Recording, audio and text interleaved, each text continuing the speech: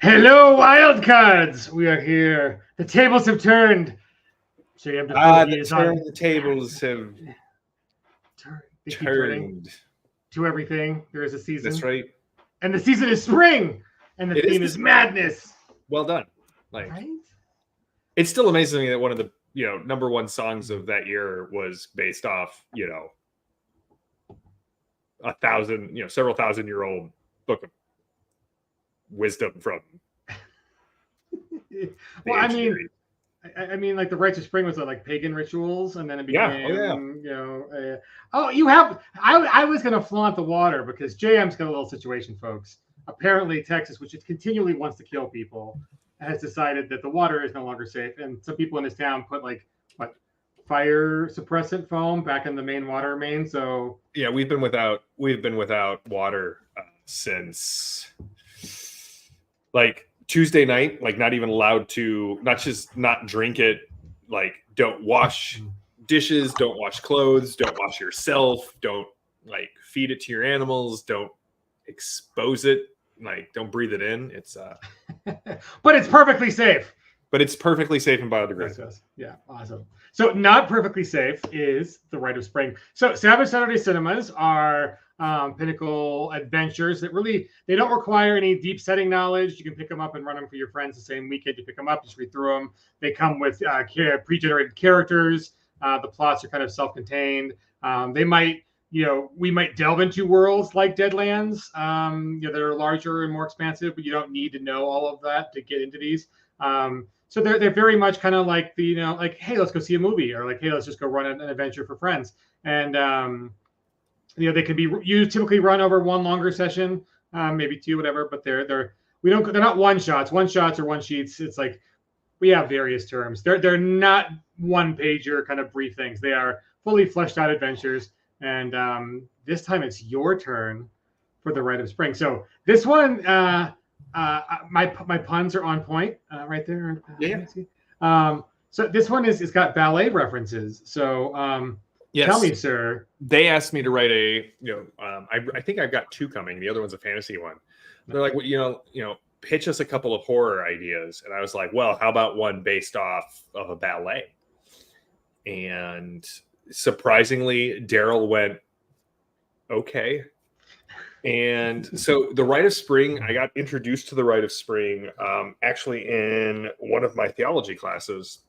I don't even remember what it was. I think it was biblical interpretation. And he started off by showing us this. There's this series called Great Teachers from Harvard, and they put some of their best lectures up to just enjoy. I actually think it's available for free. You can go watch the lecture from a class at Harvard called First Nights, where he talks about the first night of different pieces of music. And Stravinsky's Rite of Spring premiered on May 29th, 1913 in Paris at the Théâtre des Champs-Élysées, and was so radically modern in a way that no one really was was because nothing says radically modern like pagans. Yeah, I mean, so you got it. It's a story about a woman being sacrificed for pagan rite of spring to bring spring about. It's got modern outfits. The ballet was more like modern dance than it was ballet. The music was discordant at places, and this stuff was being piped by what would eventually become telephones, right? It was being piped by wires to people's homes. Like the rich didn't even have to go to the theater. They could just listen to it. And it basically causes a small riot. Like people are throwing stuff at the orchestra. Like people are just, and so it always fascinated me that like this piece of music produced such a visceral, violent reaction in people. And so I was like, but what if the reason it did that is because Stravinsky was actually a secret mythos cultist and was putting all of this together specifically to incite a riot of madness. And so the adventure starts out, you're at the Metropolitan Opera in New York. The conductor has mysteriously disappeared, and the curator of the Met brings you in to investigate. And because they're broadcasting this live, not just at the Met, it's being like sent out everywhere. How like movie theaters will now show like live theater kind of broadcast in there. So in theory, this is being streamed everywhere in the world, and anyone watching it is exposed to this rite of spring and madness. And you have to stop it before the ballet is over. And there's actually a hard mode. I wasn't allowed to make this the default mode, but the ballet is only like 33 minutes long and starts in the second act. And so I'm like, if you really want to like ramp up the tension, play the ballet in the back. Act 2 starts and pause it during combat and be like, you have 33 minutes to figure out what's going on, or all hell breaks loose. That's awesome. I love that mechanic. So for those unfamiliar with the actual ballet, little factoid. So the theme to Jaws is 100% ripped off from the Rite of Spring. Like same like E flat dissonant chord. It's a little modulated or whatever, and it's a little snippet. But I mean, when you got that frenetic energy that kind of builds, the little syncopation and whatever, and like clearly, and controversial, but like now it's so yes, it's good. And so besides sharks, is there a shark? No. Sadly, there is no shark. Okay, good. But there are monsters. There are monsters. I made a new monster. Like there's cultists. I made a new monster that I think I called. What did I call it? Let me pull it up. We got great art. Like the Sezek tied them back to the Babylonian star Nibiru, and used one of the monster, one of the elder gods out of the horror companion. Hey, Knights of the Smith Dinner Table, good to see you. And I did get your Discord. We will have you on Savage Universe hopefully this month. I will look at the schedule after this. And so there are these creatures that are kind of pulled in because some of the ritual implementations that are used in the costumes of the Rite of Spring have a tie back to them, and they're sort of the heralds of the apocalypse, if you will. Oh, nice. Yeah. Yeah, good stuff. So the let me get. It's a Bible episode, right? You're locked in the Met, right? And you've got essentially 30 minutes to figure out what's going on. So I love the little piece of art that we've got for the cover. Oh yeah, it's great. Hello, Cryptrite. What's up, Val? Of all of the rites, this one's my favorite. Yeah, watch out for Crypt Left. It's sinister. That's right. It is sinister. Crypt Right is Dexter. The Latin joke. So I'm actually going to be teaching I'm actually teaching a Latin class this fall. Hot damn. I'm very excited. Maria Habuit Parva Magnum. That's Mary Helen. Cecilius es Pater. You don't know who your father is. We're talking about, what's that? Semper ubi sub ubi, always wear underwear. That's right. Always wear underwear. Prepositions and not. I'm like, but anyways, that's like the Romans wouldn't get that joke. That's a very. Oh no, it's a very the Roman jokes would have been far more vulgar. I was like, Yeah. the best part of Rome was all of the graffiti that I'm like, oh, that's totally accurate. 100% accurate. Yes. The yeah. You go visit Pompeii or whatever. It's like, yeah, they pointed to things with certain things and they're just everywhere. It's like, oh, there's one. Just everywhere. Oh, there. The proving we as humans have not evolved as much as we would like to think. No, we are 9-year-old boys at heart, mentally, and or Crypt Wrong, because Crypt Wrong does bad things. But what about Kryptonite? That only counts if he goes crazy. Oh, right, Braveheart. Oh my God. The I love all the historical inaccuracies in Braveheart, like Woad and the cartons. And yeah, I love it. It's like, because who wants to watch them all wearing ugly brown and not being cool? And yeah. The so anyways, game Rite of Spring. It is and Madness. A 26 pages. So here's a cool thing. So awesome cover. I don't want to spoil too much for folks, but like, here at the very end, you've got, look at all these cool character sheets. So yeah, they gave us some great character art. This is actually some of my favorite Savage Worlds art for characters. Walton likes to watch. Matt is definitely Gen Z, and I get the Christie here. Nice, yes. Well, that's definitely Vincent Price wearing that hat. Oh yeah, and then like, there we go. Hello, right, Agatha. Angela Lansbury, right there. Oh, she's so good. I love seeing her like in like the Scarlet Pimpernel. Yes, when she's so young, she plays like the princess, and it's just like, oh my God, Angela Lansbury is like. I had a friend who was like, so have you seen the Scarlet Pumpernickel? And I'm like, I'm sorry, the what? That's a delicious bread, but I have no idea what you're talking about. Right? Exactly. The yes. So the adventures, I think, so they're really easy to run. They don't require a lot of preparation. I do like the timing aspect. So what are the hello, Erika Odd.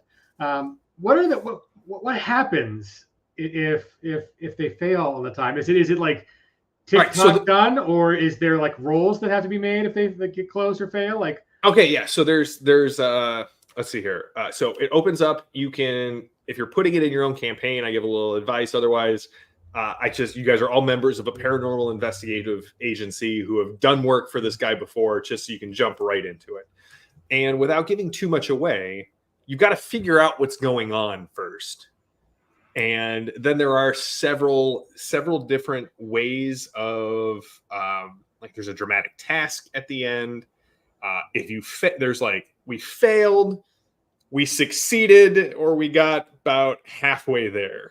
So kind of a striation of possibilities. Nice. And I mean, like any good mythos, cosmic horror kind of adventure, if you fail, everybody just goes crazy. That is the way. It is the way. But I dig it. I think I put, I try to always, whenever I write an adventure, I mean, obviously we're role playing, we like combat. So especially in superhero adventures, combat has to happen. But I always am like, hey, we want to make sure we get a dramatic task and a quick encounter and, networking if we can. Like I always try to put all of my favorite Savage World mechanics into an adventure and then come up with something cool. I don't think I did that one in this one, but I came up with a cool ability that it does not look that Daryl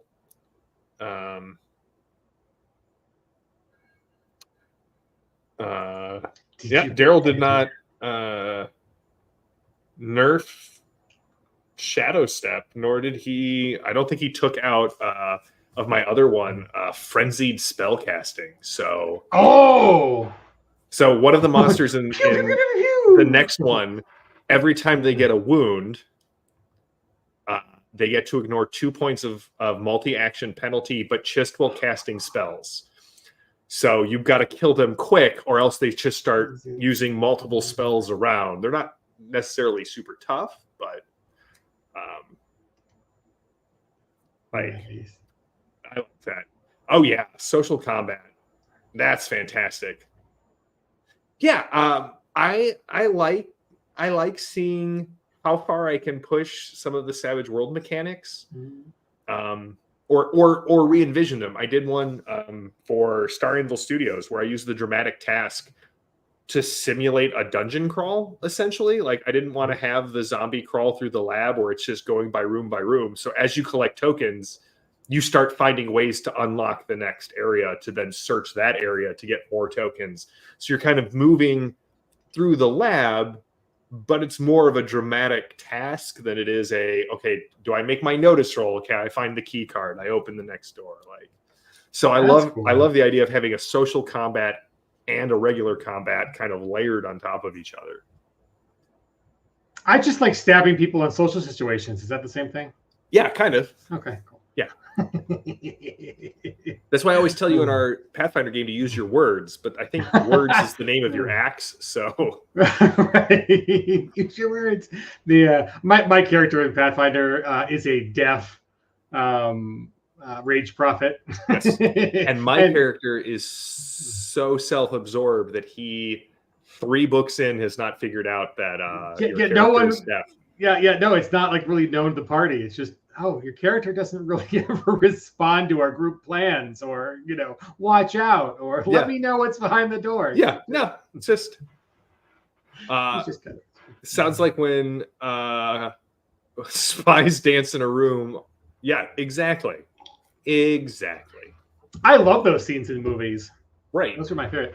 Like, I have definitely mentioned this before, but I think one of my favorite scenes in a book is the dinner party in Dune, where Jessica is like super masterminding it, and then she like freaks herself out because she clearly sees that Paul is way ahead of where she thought he was on analyzing who people are and what their interests are, and like why they're asking the certain questions they're asking, and right, the Smugglers Guild guy is there, and the merchants, and he's awakened to being a mentat and knows what he's doing. Yes, I love that scene in the book, and it works great in the book because you can like get inside people's heads without dialogue and what they're thinking. And movies, you need voiceovers, and I like voiceovers in movies. I personally like the ones in the Lynch Dune, and I like the ones in Blade Runner and whatever. Oh, and man. then people are like, I hate the voiceovers. Whatever, those people are wrong. And but in the spy movies, like the dancing scenes with the spies, like Val's talking about, are totally like similar kind of exposition through dialogue, which is like not regular dialogue, like because they're dancing to each other, they can talk to each other, and like it's like they're not really talking to everybody else in the room, but like everybody else is still in the room, so you can talk about them, but not, That's kind of what Jessica and Paul are doing. Is like they're sharing glances and whatever about people who are there, and they're figuring stuff out, but they're not actually, they're mind melding, but they're not communicating like speaking. And so that's kind of what those scenes are like, where it's just like, they're spy versus spy, they're feeling each other out, but then and they're they're noticing things with the other person and who other people in the room and all that kind of stuff. It's like, I enjoy that form of exposition. So yeah, that stuff's great. And again, if you get a good director, we've seen kind of in Sherlock or in Psych, you can play up the perception of someone without, through careful cinematography, and allow the audience to sort of follow the trail without having to spell it out nearly as explicitly sometimes. I mean, and I like explicit stuff. I know there's a big trend in film and movies to kind of like show, don't tell. Like, oh, knock it off. Tell me what I need to know, please. Oh, I mean, like, that's the thing. Like, the best part about Star Wars is he completely ignores that. Right? Scroll. And what's the best part? He gives you a scroll. He tells you what the Kessel Run is. He, he doesn't show you things. He tells you stuff, and you're like, oh, okay. But it's all short and to the point. It's not I'm in love with my own writing, and I couldn't bear to cut this scene, and so see that there's a difference. So plot vomit, right? So speaking of a film that has both and none at the same time, have you seen the New Horizon, the Kevin Costner Western? No, it's on my list actually. Okay. I think this it's weekend on streaming now. Yeah, it's on HBO. So so minor gripe, if folks have seen it, it's not a spoiler, but like it's 3 hours part one, and so it's already long. There's plenty of minutes that were given to Costner to put in exposition, and there were multiple times when I'm watching it going, did I miss a scene? And like I'm rewinding, and I'm like, no, but where they give you just enough to figure something else out, and then they like skip like 5 or 10 minutes of what I would expect would be exposition. And I'm like, wait a minute, why? Where are they? Why are they talking? What? Huh? And so it's enough where smart people can figure it out, but it was just jarring on like, why are these characters interacting with these new characters so intimately when we haven't seen them together before? And was there not an establishing scene? I mean, I can fill in, I can backfill, but it just didn't seem like, I don't know, it wasn't better for not having that. And I imagine what it was probably a 4-hour movie, and someone said, you need to cut an hour. And so like those scenes got cut. And I'm like, I'd rather have those scenes than some of the other stuff. It's like in Batman versus Superman, all of the like Bruce, Clark, and Lex actually, Bruce and Clark being a detective and a reporter, and Lex's here's my big plot, that got cut because he had to add in teasers for Justice League. And if you watch the extended edition, you're like, oh, yeah, okay, all right. No, he's not just a Jolly Ranching sucking lunatic. He actually like set this whole thing up. Yeah. Oh, all right. Those were bad edits. Right. So like, Kingdom of Heaven, like Ridley Scott epic, love it. I love the director's extended cut. The theater cut is trash. And there are whole plot lines that are just not in the theatrical version. And I'm like, without those, the motivations don't make sense. Like people, like the scenes, some of the scenes are still in there, but I'm like, wait a minute. In this version, it's not even established that they're related to so-and-so is so-and-so's son. Like they don't even have another son. There's kind of an entire reason for a character to wait the way to act she does. And I'm like, and then there's and there's a really awesome duel at the end. They just kind of like, wait a minute, of all the things to cut out, you cut out the duel. That's really cool. So like director's cut makes sense. Good movie, interesting plot.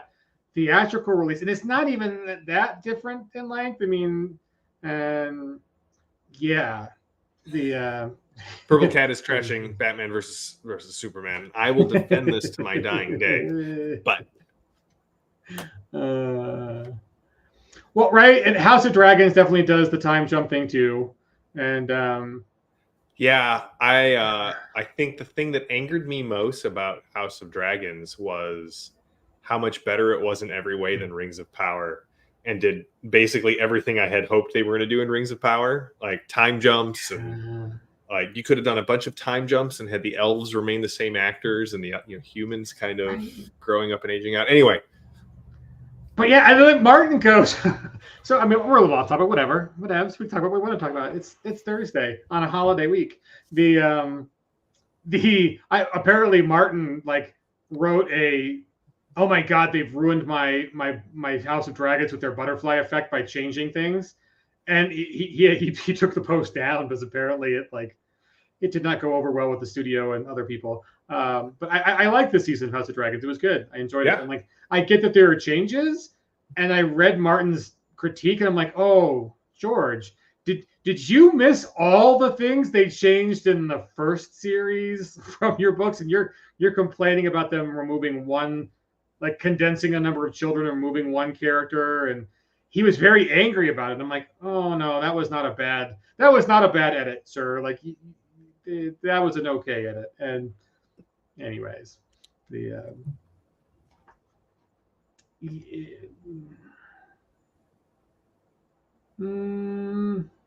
mean, I think they could have left Rhaenyra in place, right? Because the younger versus older, but whatever. Yeah. I think Purple Cat's got a good point that like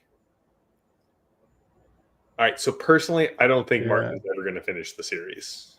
Like, I think he has no incentive to, and I think he has written himself into a box from which there is no escape. Yeah. Well, I mean, also plus, I think his big reveal didn't go over well in the show. Like, you know, Braun being his insert character and being the one that saves everything, and like maybe he had an ability to make that be more realistic in the books, and I think everyone's just like, no one has a better story than Bran. What? Yeah, literally everyone has a better story than Bran. Like when they said that, I was like, my response is like literally everyone, literally everyone. I know, and well, and just the fact that I think you played up R plus L and Jon Snow being the prince and all that kind of stuff, and it's just like, wait, that's how it happened. All that stuff doesn't mean anything, and I don't know. Not that it needs to. It could be a totally subversion of expectation, and you know, whatever. I think he set it up for a deconstruction subversion, and he basically removed any impetus he would have for completing it. If there's no heroes, and there's no, you know, prophecy is all, you know, faked, and religion is all hooey, and you know, nations aren't worth fighting for, and you know, your family's going to betray you. I was like, well, then why are any of these characters doing anything? I'm like, I just fear as an author, he's like, oh my God, you're right. Yeah. I mean, yes, I subverted expectations by promising 9 books and only releasing 7. Ha! The perfect subversion. Right. I subverted for you. Exactly. Now we just need to see if Rothfuss is ever going to finish his third book. Oh my God. I mean, it is the funny people bring up Brandon Sanderson. Okay, so another off-topic thing. So I think it is crazy that the RPG industry, people think it's a bigger industry than it really is. You know, there's only 1,000 or whatever actually full-time people working in the industry. It's not super huge. Right, there's a topic. What? Not anymore. It's our show. We can do what we want. And right, please be prepared for my 3-hour essay, which I will read on why you should all be reading Malazan Books of the Fallen. I mean, that's not my Bridge Burners T-shirt. Yeah, we burn bridges, we don't build them. So yeah, I mean, the topic is actually Rite of Spring, but I mean, a lot of you bought it already, so I mean, I'll throw that comment back in the thing. Like, okay, go buy it. And it's ballet, and it's awesome. And there's a cool new monster inspired by Babylonian stuff, and like ballet shoes. And there's a time limit, and it's really cool. So yeah, run that this weekend, and then we can all talk about how much fun you had next time. But so back to this Brandon Sanderson. I think it's really crazy that I mean, not every company releases numbers, but I think it's true because I'm pretty sure D&D is number 1 in the industry, and like Paizo is probably 2 for yearly sales. And then outside of like big Kickstarters, like a $10 million Kickstarter with Catalyst or whatever. But even then, Brandon Sanderson, so it was like $15 million for the Cosmere RPG. I'm pretty sure for this year, that makes the little like Two Brothers or whatever company who did that the number 2 RPG company in the world. Yeah. D&D, them, Paizo, everybody else. Yeah. I don't think Paizo's in the $15 million yearly sales range, but yeah. So that's how crazy a little Kickstarter from a company that I haven't played in their RPGs before. So, and obviously they're coming with Brandon Sanderson following. That's really what drove it. But you know, no shade on them. But yes, a very similar thing happened with like, you know, I think Magpie. Magpie was like a very tiny RPG publisher, and then boom, Avatar, 9 mil. So yeah, I think it's very crazy that you can be a, you know, 15 million and 50,000 backers. Like so, I think the interesting thing about Sanderson is just how prolific he's been able to keep publishing, writing. I know Martin is still writing and putting out books for other properties, whatever, but it's just like Sanderson's like, surprise, here's 3 new books, and then makes a killing selling them on Kickstarter. Whereas, you know, people are literally sacrificing animals in pagan rites and dancing in ballet shoes to bring the reign of Martin, please finish the last 2 books. And, you know, I used to think the talk was a little excessive, like, oh, he's going to die first. And I kind of agree with some of the things now about like after the show caught up and then the show ended. I kind of agree. It's like the next book will come out because it seems like it's pretty much done. But are any of us going to be around in 15 more years for the last one? Like, oh, anyways. Let's see. I know Call of Cthulhu was worldwide. I don't know. I wonder if Chaosium has moved up to number 2. Let's see. That's interesting. I know for a while there, Palladium was a solid 3. Let's see. When did the last Martin book come out?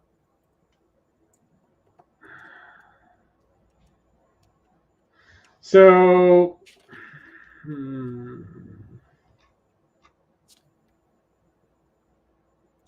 that's true. It's always weird to me that like the number 1 RPG in the US, and again, it's a matter of scale, saying that it's the number 1 RPG in Japan, or Shadowrun is right behind the Dark Eye in Germany. It's still kind of like there's still a matter of scale there, but okay, so maybe it's number 3 because this site is saying that, and again, this is Rocket Reach, so I don't know, but they're thinking that Chaosium's got annual revenues of 25 million. So okay, so maybe they come in at number 3, and I am big in Japan. When did Dance with Dragons come out? Dance with Dragons came out in 2011. My son, who is about to turn 13, has Martin has not published a book within his lifetime in this series. Like, I'm not counting Blood and Fire or any of those. Oh yeah, no. So when I joined my GURPS group before I started the Rocky Mountain Savages, that book had just come out, and it was about to come out, and that was all the talk on, like, oh my God, it's been 7 years. So all the talk was already there. So I remember all of that talk, and then the book came, and then the show. And I'm like, oh well, certainly if he's got the showrunners to help him finish the series, the other ones will come and Purple Cat, 100%. Dark Eye is probably, I think Dark Eye is the biggest game in Germany. At least it was when I was working at Ulysses. And it does mean that we get Torg Eternity and Fading Suns. That's true. They're going to be doing a new Kickstarter, I think, for Torg Eternity 1.5. Nice. Well, J-M and I are the same age. Who wore it better? We earned all of our gray hair and missing hair. That's right, 100%. Hey, it's Tracy. What's up, Tracy? Heard your playtest went really great. It's the finale of the Hensley Crew Han Cluster game last night, Wednesday. Yes. Anyways, looked good. Sounds good. Everyone sounded pretty psyched. So, yes. So, anyways, I just think it's crazy. I think it's crazy that, like, a company can kind of come out of nowhere and again, it's just for a year, and they're not going to be publishing every year. But and good on them. Like, I do, like, I always wonder a little bit, because I think this is what happened with John Wick Presents. They had one of the biggest, at the time, Kickstarters for 7th Sea, and one of the problems they had was literally all of the 7th Sea fans showed up for the Kickstarter. So they sold 90% of the books they were going to sell during the Kickstarter. I wonder if that's kind of how the Cosmere game is going to go. I mean, I assume Sanderson is bringing in new fans all the time. So, I mean, with 15 million in upfront sales, I don't know that they need follow-on sales. Yeah, probably. Right? You and Tinker Hellraiser are always asking me when I'm going to do a Savage Jackals. Yes. And I need to figure out how I would want to do that with setting rules so that they felt good. It's being pondered. I have several Savage IP things that I want to be working on. Landauer and I have a couple. I know. I just have to finish writing I I have to write this adventure for Daryl, and I got to write this adventure for Brandon, and then I can write the adventure that's the last third of the Crucible of Realms jumpstart that I put together. I mean, and then we got roped into like a huge project together. We're like, oh, it was already supposed to be Kickstarter by now, and like now it's maybe another 6 months or whatever. Who knows? But yeah, it's right. Like, do we have time? Do we have time? So many things to write, and like I was just looking back. So I had an occasion today to look back at SWAT, and I'm like, oh my god, was it really that many years ago that I put out that jumpstart? And like, I tabled it for good political reasons. It was not the right zeitgeist for that, but it is now. I mean, I'm still telling you, I've got an idea for a Pungeon. Like, I know the Pungeon like Pat Minotaur, the Bard, is ready to roll. Oh my god, we hit you with their best shot. Oh, it's gonna be so good. So yeah, I'm gonna put some juice back into that and get that ball rolling too. But so, like Carl Kiesler did some really amazing layout for me. I'm like, oh, it looks so good. I should finish putting the core book in. I just signed up to play in Carl Kiesler's Three Amigos Blazing Saddles mashup. At Gamehold? Yeah. Yeah. So yeah, cool people. Like we're all gonna be at Gamehole. I'll be there, Daryl will be there, Jody will be there, Clint will be there, J-M will be there. And so Val will be there. He's got to be there. He's got games listed. Right, Tracy's going to be there, right? Tracy, tell me you're coming. I think you are coming. I'm pretty sure you are. Yes, because you have a hotel. I know where your hotel is. Yeah, so Tracy will be there. So yeah, come. The Savage Alliance. So they're not going to break a Savage 100, but it's going to be like a Savage 97.5. So that's pretty awesome. And yes, Tracy confirmed that Tracy will be there. And so it's gonna be a lot of fun. So that's what, October. Yeah. So yeah, come out to Gamehole in Madison, Wisconsin, and which is kind of like beautiful in October. It's just gorgeous. Oh, look at you two. Someone pulled strings getting the Carl Kiesler's games. I can see it. You and you. Oh my god, Tracy's running 5 games, girl. That's a lot. I am adding a booth too, though. But so I'll be there. I'm running 1 game. I'm going to run my sci-fi companion adventure, which I ran at Chupa. It was really great, and so I'm going to run one session of that. And but yeah, the Savage Alliance has done a great job. Like, that's going to be a really bumping room.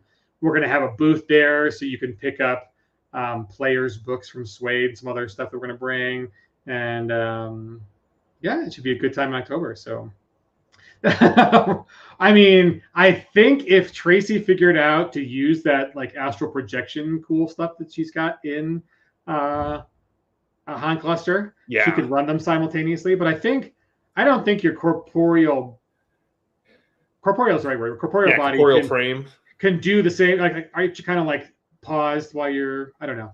I have to remember how that worked, but like the. Right, hit the button. Okay, Tracy didn't pull straight. She's that was the other thing too. Is like it was like noon on a Sunday. Push button. And look at this. All you guys getting the Kiesler games. I mean, I'm not jealous because when we used to bring them out for the RMS all the time, like I'll put myself in at least 1 game. So I've played my privilege. I'm like, I'll let other people play in Kiesler's games. Then I will steal them to go out to dinner and talk shop. So I'm gonna toss Benkel's. Do you focus on writing one thing at a time, or do you just when the idea hits for all the various projects, work on them a little bit at a time? So typically, like if I have a project that I'm under contract for, that's like 90% of my writing time. Like I always want to get done. Like, so I think this one I'm working on for Daryl, it's due at the end of September. I'm going to finish it up this weekend and do an editing pass and try and get it in early. And then as I have other notes, I just have a notebook that eventually I transcribe into Scrivener and just keep all of my notes. And then when I have time between projects, I'm like, sweet. All right, jump back to Crucible. Again, I'm running a playtest of it. I've got the setting and all of the rules kind of put together. I just need to get the adventure written, and I'm running it on play by post, which means it's taking forever. Yeah, so I definitely do what Val does is when I'm researching and doing deep dives and that on something, it'll be multiple projects kind of simultaneously.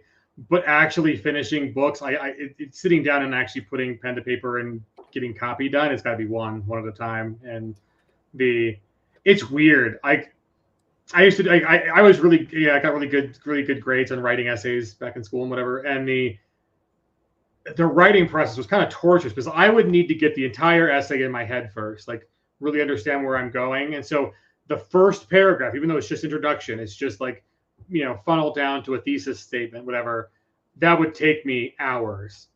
And then once that was done, it was like, and, write the thing sequentially. But, in RPG stuff, you really can't write sequentially. You're like, oh, I have a good idea for this mechanic over here, and then I've got a good idea for a character over here. And so I don't know that you can write an RPG book sequentially because even if you think about it, too, Shane's made some interesting design choices in how Suede is laid out, and why do you put hindrances first? Well, because that's actually helpful for characters continually to make new characters, is get your hindrances first, and that guides you on your character concept versus everything else. Interesting choice, right? But it is also an interesting, you're kind of moving something that other people would put earlier. So J-M knows I've got this thing. There's this organizational software called the Brain. Yeah. And it's literally like a hyperlink. You can kind of just mind map kind of thing. It's a mind map kind of thing.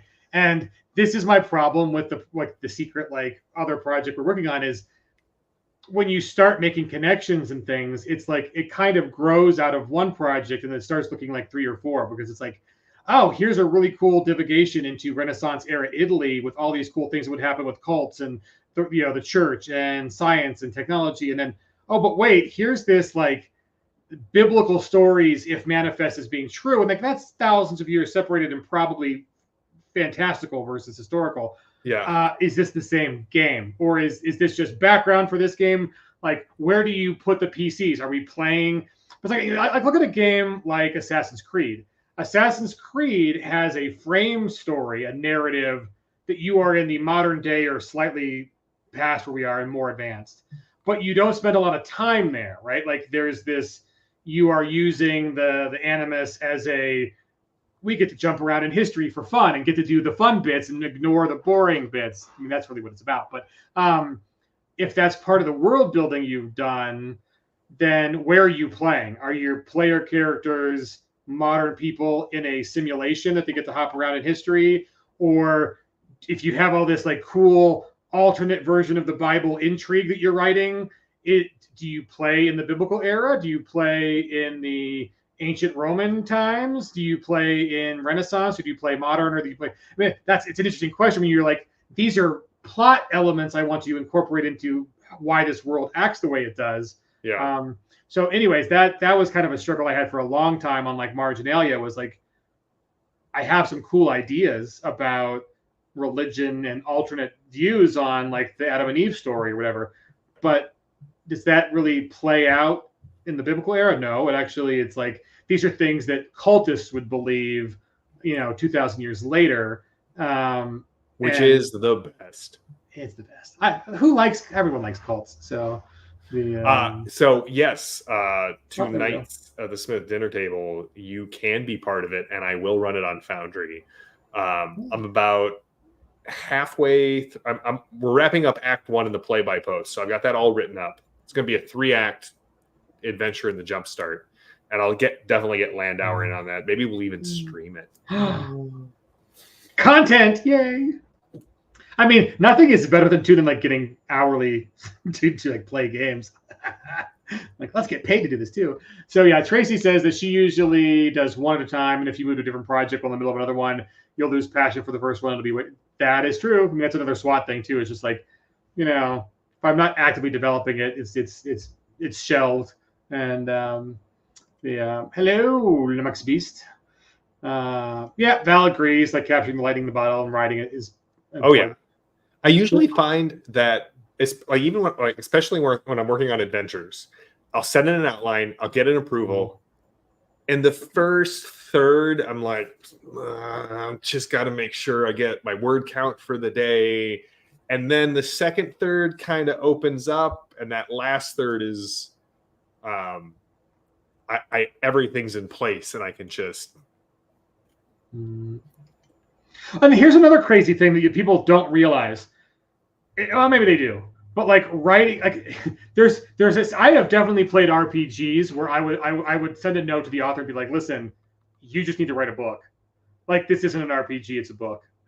So that there is this element of like, you want to do world building, you want to give plot elements, but it feels incomplete to write an RPG that's actually highly playable by other game masters, right? Like, and other players. It's like, man, the amount of lore I have for jackals that I purposefully did not put in the book.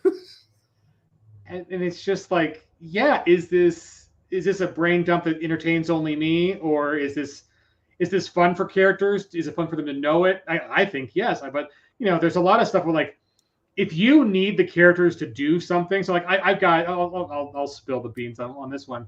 The right, good adventures are really hard because they're really hard to do.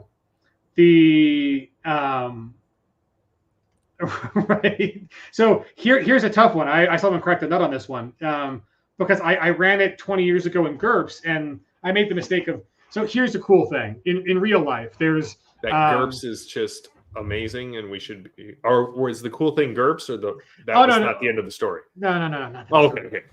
No, I'm all on board. Okay, so here's a cool historical thing. So the there's like the whole like Lost Legion, right? So you've got you've got like the triumvirate, and like one is literally rich, the other one is like literally inheriting the throne of Caesar and all the goodwill, and the other one is just kind of there. And so he decides, I need some military success, so I'm going to run out to attack the Parthians, and just gets the whole legion and himself killed. And it's kind of a point of contention for generations afterwards. Like we want our standards back from the Parthians, right? Yeah. But one of the interesting things the Parthians, which like modern Persians, did was, if they have a battle on their western side of their empire and they win, they take the captives, they relocate them not into their empire, but the other side of the empire. So they are like, we're going to go, we won't kill you. You can go live in a border town, have your values, but now you're like our first warning system against our enemies that live over there.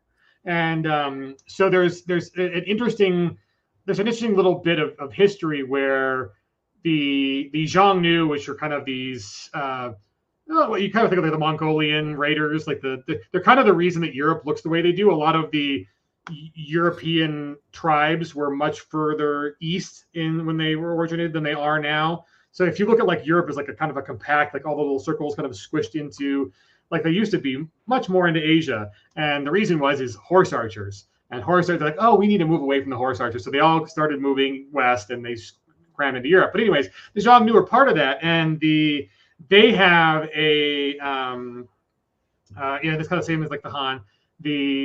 They've got a tale that with the Chinese keep a record where the Chinese are attacking a village on the eastern side of the Persian Empire, and they note that these little guys come out wearing fish scale armor, and they stand in a little square, and these are little spears. It's a maniple. And I'm like, that's a testudo if I ever heard one. Yeah.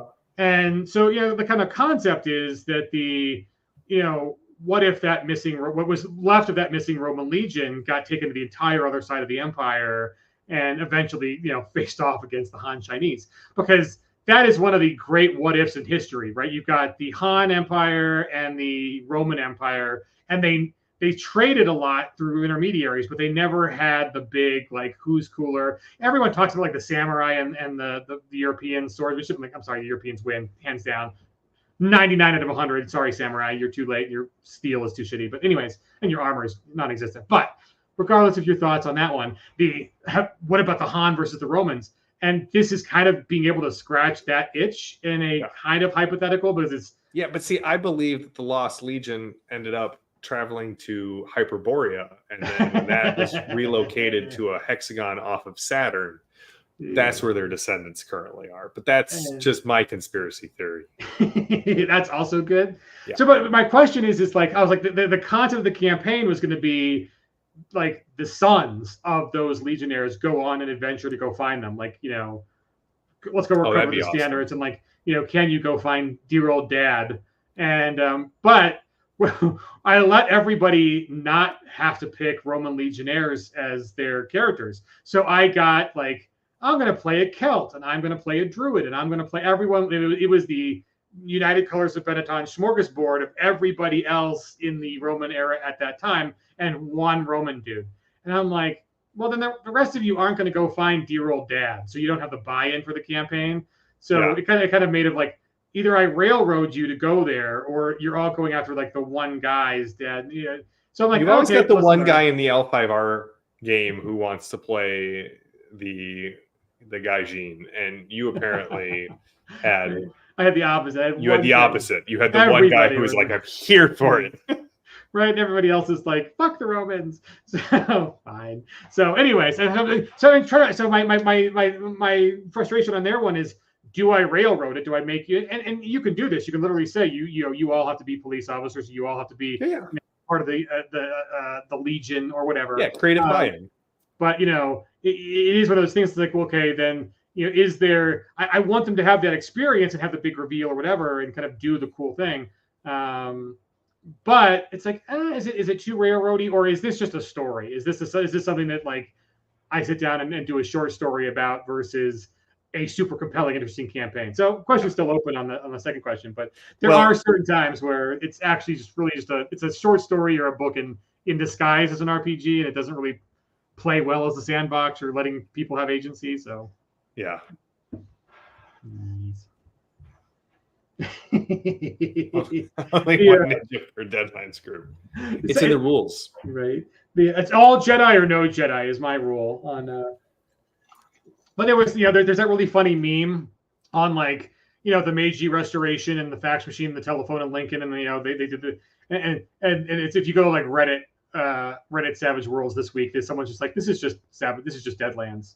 Like, you want the mad scientist, you want the cowboy, you want the pirate from the Caribbean, you want the samurai. Yeah, that's Deadlands. That's just Deadlands. Or a GURPS game. That was always the meme that I saw. Like, what was my last GURPS game like? Let me show you. But Tracy, she brings up a good point. The balance between structure and freedom. And here's the thing. It's way different to write a one sheet versus a 26 to 32 page adventure versus a plot point campaign. Like, a plot point campaign is actually very minimalistic. You've got to get, 10 adventures in about 10,000 words. And so you're basically just like look at the Arcana and Mysticism plot point campaign at the back of the Savage Rifts book for Arcana and Mysticism. It's not that long. It's only, a couple of pages. Each adventure is maybe a page to a page and a half. It's like writing several tiny one sheets and then trusting the GM to flesh out where it needs to be. And woof.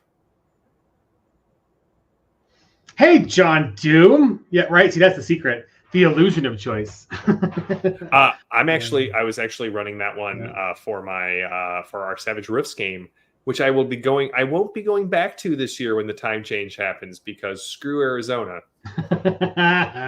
But when the time change happens and it's an hour earlier for me, I think I get to run a blind playtest of something. Oh wait, is it a Tracy thing? Mm-hmm. Yay! See, it's good Tracy showed up. This is also like the because there's also Tracy show this week.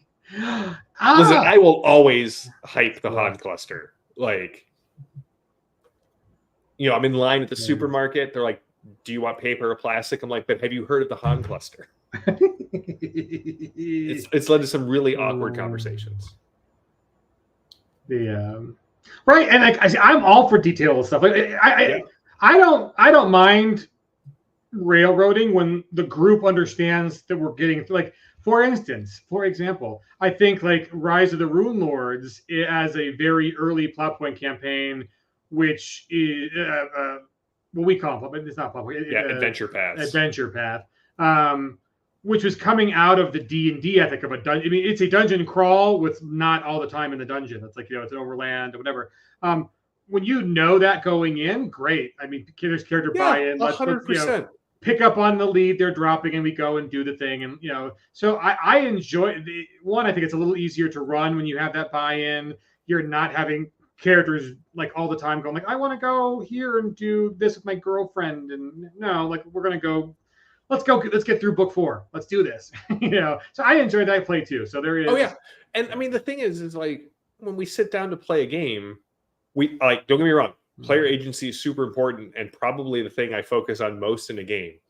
But also there's the social contract of the GM's got something prepared. Yeah, I know, right? Like when you start not being able to like, oh, we have all the time in the world. It's like, oh no, someone has to spend their time preparing this. Like, let's let them know what we're doing next session and lean into it versus every session's a big sandbox. And yeah. Right. So I love the elegance of plot point campaigns and like getting there. Like it's very Savage Worlds too. Val. But see, you're still going to sell it to us even if you have to get up an hour earlier than we do now. Let's see. 2 of those 3 things I don't care about. Pretty sure I've got citrus groves in Texas, and we don't like your taxes here. Yeah. I play those. See, right? That's just like no. All the tension is gone. Then I played a drunken Bunfu master in a Bunnies and Burrows campaign. Oh my god! Awesome. There we go. Awesome. Okay, we'll run through these questions real quick because we're almost done for an hour. Man, we had nothing to talk about today. Well, I mean, this is basic. You guys should know that. Like this is basically how Landauer and I are. Several times a week. Hey, we need to have a meeting about something. Let's schedule it for an hour, even though it's only going to take 5 minutes. Exactly. And because we're going to talk about just the right, exactly. Agency and meaningful story, 100%. Yes. And I love the freedom that Savage Worlds brings. So like, hey, let's accomplish the plot, the beats in the plot point campaign or in the adventure path. But like, if you want to tear the tower down and let it fall to kill everybody inside, great, you can do that.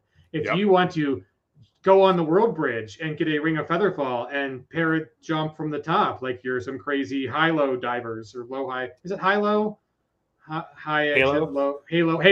High altitude, low opening. Yeah. Like Halo divers. Or if you want to play it by going in the front door and catching every character as they're supposed to catch them, like all valid ways to do things. And I mean, that's the nice thing I think about Savage Worlds is when you get away from experience points to kill things or whatever, or you have to encounter them, or you have to, your creativity on problem solving, opens up more than, 35 years ago D&D, where it's like, if you don't kill the monster, you don't get the experience points. If you don't get the experience points, you don't level up. And anyways. Reckoner, my regular group hates choice. Right?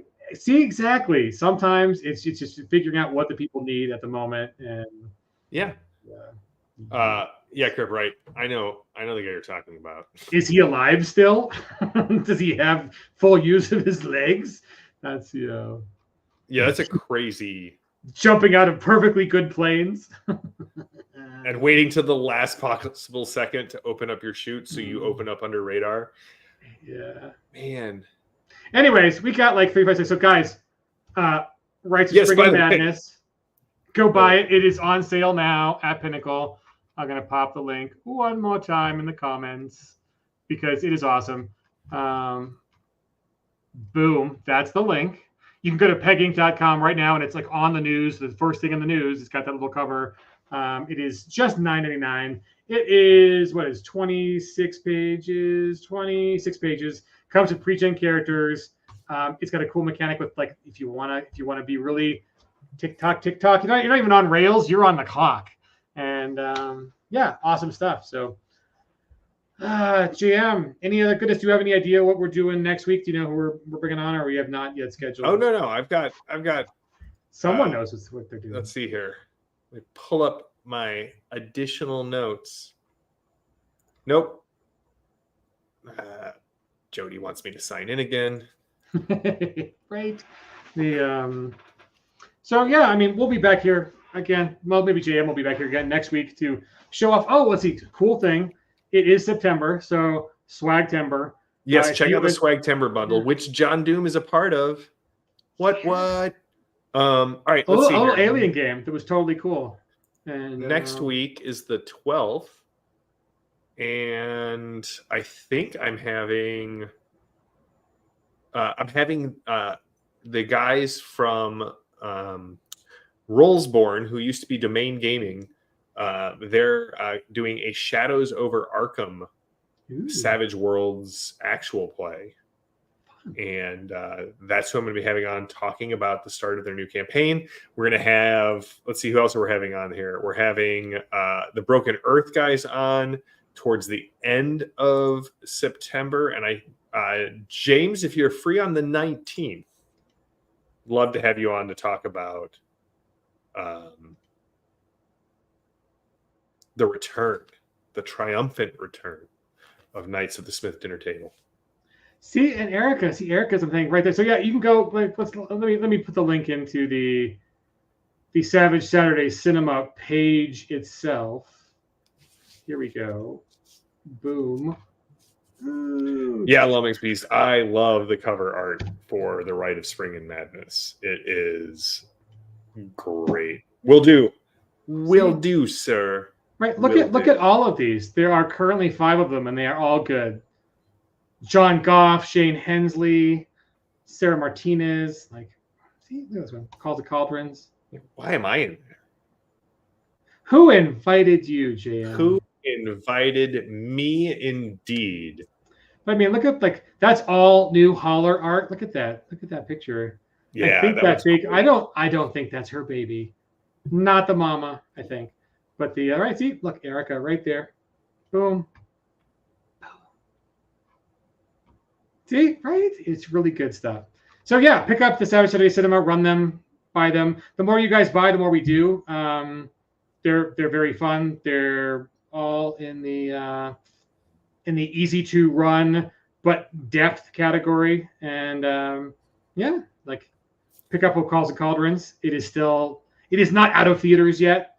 And but yeah, I mean the whole scene. Like, I mean, look at the cool kind of things. We've got Mythos Horror Ballet. We've got a revisit to the Holler, which is Appalachian horror. We've got a giant animal sci-fi kitsch kind of horror pulp game. We've got a Shane Hensley original Deadlands and a John Goff What Happens at Rest Stops That Might Get You Dead. And I mean, what other game has a toilet on the cover? I'm just saying. Human occupied landfill. Oh my God. I had a friend who ran Hole in Savage Worlds. That book is crazy. I love the layout. The rumor is that the Savage Saturday Cinema may have a new webpage here soon. I wonder what awesome, cool guy named Val Cough Criprite is putting that together. We're throwing lots of work at him recently, so it's good. Nice. See, all right, and the Knights of Smith Dinner Table is going to do a Hit Me With Your One Shot with the final rest stop. So, see, all goodness. So, anyways, we'll be back again next week. For folks watching, little update. I think we're punting on the Deadlands Kickstarter. I don't think we're going to launch it on Tuesday. We want some other things to fall in place. So the campaign's great. The books are great. It's nothing internal in the campaign. But yeah, we want some other company stuff to happen before. So I think maybe we'll delay it a week, just so you're not surprised on Tuesday. Like, where's the campaign? Because everyone's really excited for Deadlands. And look, Shane shows up. Thanks, hey, Shane. We should get Shane and Simon on to talk about their pilgrimage. Yeah, that'd be awesome. Doing office hours. Right, we should do another office hours. Right, and look, everyone. So, Yeah, I mean, Savage Saturday Cinema, they're really great. Go and pick up one or all of them. Maybe we have enough now. I mean, we're gonna have like, I mean, there are other ones that are ready, and we've definitely been really good on getting one out a month. So Maybe we'll a start doing bundle. maybe a bundle. Maybe we'll do like A DVD box set. Oh, that'd be cool. I also really like the trade dress that Aaron and crew came up with. Like Brian was kind of instrumental in picking up. Like I think it looks really good. And right, I mean, we did a double feature Kickstarter. So, but anyways, the Rites of Spring and Madness. It's really cool. I mean, musically inspired with mythos and ancient gods. What would you say? Assyrian? I referenced Nibiru. Oh, okay. Old school. Yeah. Pre-Egyptian. It's that right. old. And so, anyways, guys, apparently my camera's like, I'm tired. Go home. So. All right. Camera's drunk. Go home. Right. Oh, there we go. Apparently it took offense at that. J-M. So, J-M, hopefully you get some fresh water in there. And yep. I'm going to go check on that right now. But other than that, check out our newsletter. We got a lot of exciting things out. But the Rites of Spring and Madness is fresh today. Run it this weekend. Go out there and play some Savage Worlds this weekend. You got at least 5 good things you can run for your groups. Let us know how they go. And oh my God, a marathon. That'd be kind of cool. Maybe we'll do these at a convention or a certain get together. That might be a cool thing too. That'd be awesome. But yeah, for everybody else, remember Gamehole Con is the next place you're going to see all of us. There are almost all sold out of the 97 plus Savage Worlds games. So yeah, check out Gamehole Con if you are in the Madison area or can get there in a month from now. And other than that, let's see, we'll be back at Gen Con next year for sure. Yep. And ChupacabraCon 2025. Yes. I'm just saying, if you notice who the folks who are there are, we've got Aaron Burkett, who is doing a lot of heavy lifting on the Rifts line, and for Savage Worlds, and then Ed and Preston and that whole gang from 12 to Midnight, who are the ETU 2 people. We might be doing something really, really cool at ChupacabraCon next year. So look that up. They do already have the page up to give you the dates. And so yeah, get your tickets and meet us down there. But I think a bunch of us are going to be there. And awesome. So yeah, come join us. Come play with us, Wild Cards. It'll be a lot of fun. And other than that, appreciate you guys all showing up. We are 8 minutes over our time. For having very little to talk about, we certainly talked a lot. So we talked a lot. Well, get some fresh water, JM. Don't die. All right, guys. Don't water. And everybody go else, play some Savage Worlds. Cheers, folks. Right. Don't get Aaron drunk for secret info. Bye, folks.